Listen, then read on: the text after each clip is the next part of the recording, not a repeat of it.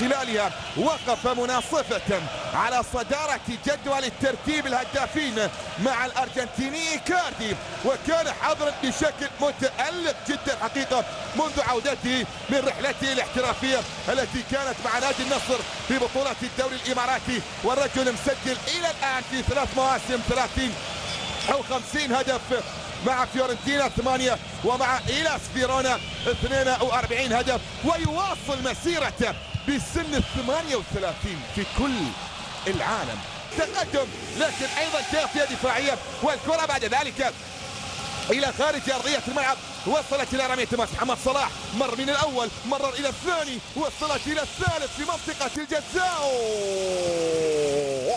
أبعدت الكرة الماضية والمحاولة الماضية، والكرة بعد ذلك وصلت إلى خارج أرضية الملعب، وكرة لمصلحة روما في محاولة تأتي تصل إلى الجهة اليمنى عن طريق محمد صلاح، يعيد الكرة إلى دانييل دي روسي، إلى محمد صلاح من جديد.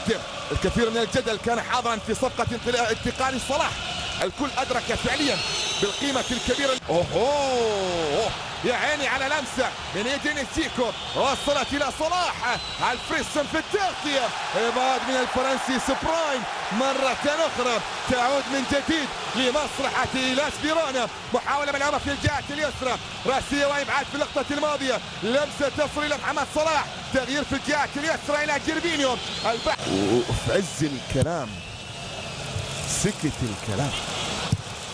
كرة فيها محاولة خطيرة جدا، هو بس حط الصورة على توتي، كاد روما أن يسجل.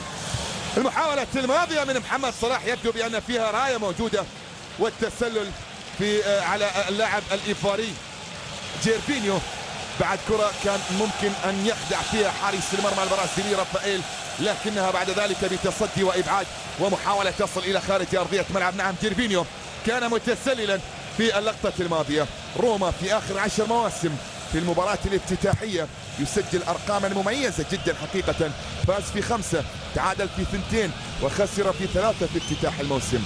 آخر 3 موسم روما، أو آخر 3 مواسم بالنسبة لروما لم يخسر فيها المباراة الافتتاحية، وكان يفتتح الدوري بهدفين.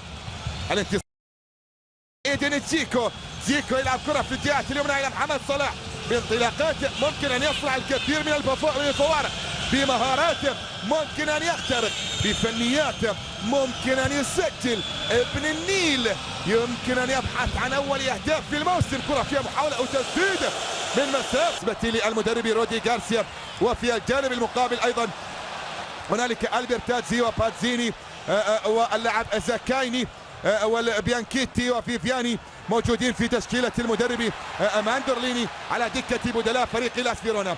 تصل إلى الجهة اليمنى عن طريق محمد صلاح، يعيد الكرة إلى دانييل دي روسي، إلى محمد صلاح من جديد. الكثير من الجدل كان حاضرا في صفقة انتقال صلاح، الكل أدرك فعليا بالقيمة الكبيرة اللي ممكن أن يقدمها هذا الرجل على مستوى الدوري الإيطالي بعد تألقه جديد. وصلت إلى محمد، يا سلام في مرة أولى، في مرة ثانية، في مرة ثالثة، وبعدت إلى جريكو. هذه الأندية ملاعب خاصة لها كما ينتظر روما خلال 2 كما ينتظر ميلان أيضا خلال 2 قادمتين بأن يبنوا ملاعب خاصة لهم. كرة في المنتصف في اللحظات الأخيرة قبل نهاية الأحداث، يبدو بأن لا وقت بدل ضائع. نعم هو كذلك، فماركو غويدا رجل صاحب 34 سنة على بداية في شوط المباراة الثاني لإيلاس فيرونا الذي يقدم أداء ممتعا ولا يأبه بالمنافس وقيمة المنافس من خلال مباراة اليوم، ويبحث عن النقاط ال3 ويفكر في الوصول إلى المرمى. كرة فيها محاولة ملعوبة، وصلت إلى ايدين تشيكو. المحاولة وجد صلاح في هذا الموسم بالإضافة إلى كيتا، اي والله، وصلاح أوتشان أيضا، صالح أوتشان اللاعب التركي. كرة فيها محاولة ملعوبة لكن أيضا طالت وتحولت وتصل بعد ذلك إلى خارج أرضية الملعب. جيرفينيو يلعب المحاولة تصل إلى بيانيتش. كرة ملعوبة إلى جيرفينيو، لمسة في الجهة اليمنى محمد صلاح، عودة بالمحاولة إلى القائد دانييل دي روسي.